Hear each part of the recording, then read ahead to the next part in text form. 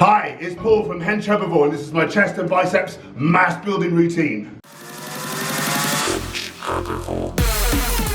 If you want to learn all about how to grow an awesome physique without harming the animals or the environment, hit the subscribe button, click the bell icon so you're notified of new videos and new live streams. Starting with the chest, exercise 1, nice and basic barbell bench press. I love this exercise, it's a real staple of mine. Good for progressive overload over time. I like to come all the way down to the chest and then press back up. That way, you know, the further down the bar goes, the more you hit the chest fibers. Towards the top, there's a lot of shoulders and mostly triceps really on the lockout. Make sure your forearms are perpendicular to the ceiling from the side, from the front view as well. Coming down to the nipple line, then up over the shoulders. Nipple line versus top of the chest, which is really called a guillotine press, puts a lot of stress on the shoulders, not so great for the chest anyway, so that's to be avoided. All of today's exercises were for 3 sets, starting at 10 to 12, and then the same weight descending down to 6 to 8 reps on the final one. So from a nice basic overall chest developer, then I went on to an incline dumbbell press. I like to have only about a 35-degree angle in the bench versus 45 degrees. This shifts the emphasis onto the upper pecs and doesn't let the shoulders take over, which happens as you become more vertical with the torso. I love this exercise for the added stretch. The fact that the dumbbells move in a more 3D fashion, you have to balance them from each angle. So potential for more muscle development, more stimulation of the stabilizer muscles.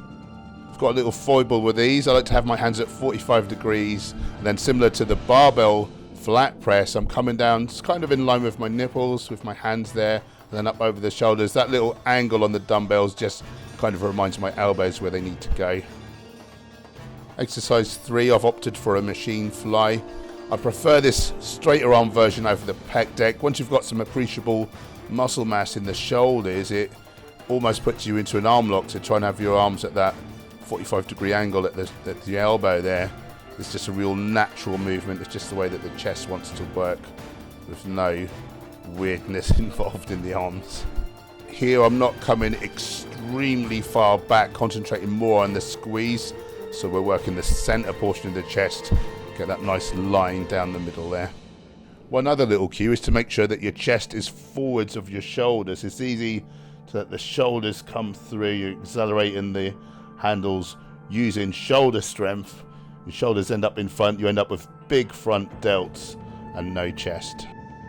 Exercise 4, I'm going for a low to high, what is called a cable crossover. The cables don't technically cross though. This exercise emphasizes the upper inner part of the chest. Slight bend in the elbow but fixed, so we're not straightening and bending the arms. We're keeping them in one strong lever position. The arms come across the body, meet just in front of the face. Hands want to be pointing upwards. 8 weeks into my bulk now, strength is piling on, putting on size really easily. Feels like the longer I'm on this vegan bodybuilding diet, the better the gains become. I think when we're younger, we can get away with eating animal products and still do well in the gym. But into middle age, you know, it really tells if we're eating animal products, it is detrimental to gains. And this really is accelerating my growth. Okay, and then we're on for some biceps training. Starting with an incline dumbbell curl. I really like this movement. Really puts the biceps at a disadvantage under that stretch. It really can help to lead to more growth if done properly. Keeping the elbows back as you curl your arms upwards. Make sure you supinate in the dumbbells so you get your little finger round as high as possible. Some people like to alternate these, but then you're hanging at the stretch position and it's quite hard to get the dumbbells started again. By doing it ballistically, you take advantage of the myotatic reflex, whereby your proprioceptors, as your arm straightens out, they kind of fire. They tell your brain to fire your muscles, spring the dumbbell back up so that you don't injure your elbow. So that's a nice little trick there you can employ. So having done a curl with my elbows back, I'm in a stretch position. This time I went for a neutral hanging arm, so arms by the sides. I've opted for a narrow grip, easy curl. Again, once you build some appreciable muscle mass, a straight bar can then put a lot of strain on the wrists and risk injury to you. I feel a little bit of pain in my distal biceps tendon if I try and do this with a straight arm anymore. Having the hands closer together puts more stress on the long head of the biceps, the outside head, such that when you, say, do a back double biceps pose, people would be able to see the development better from the back there. I really kind of lag in the biceps, I always have done, and particularly I'm lagging there. So a lot of these exercises are trying to bring up that part of the biceps today. Movement 3, I've opted for a narrow grip machine preacher curl. So we've had the elbows behind the body, by the side of the body. This time we've got the elbows in front. So again, it just helps develop a fully kind of 3D biceps just by getting those different angles. Again, the narrow grip, more to target that outer, that long head for me. Make sure with this exercise, you want your feet placed well in front so you can really brace yourself. Keeping the elbows in place and just trying to really fully shorten the biceps by bringing the handles all the way up. Front hammer curl, front as opposed to inside where you bring the dumbbell across the body to the opposite deltoid. This is specifically to target brachialis, which is a muscle that sits underneath the biceps.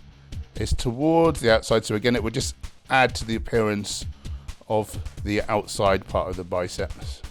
This time with the hands in the center of the handles actually adds to forearm development as well, if that's something that you wish for.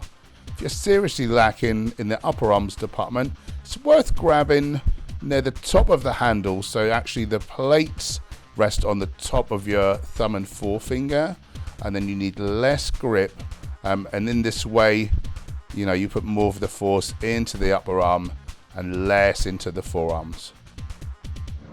If you've enjoyed this video and you feel like it may be of benefit to others, why not help grow our wonderful community by sharing this out on your social media, and together we'll help inspire everyone to go vegan for victory.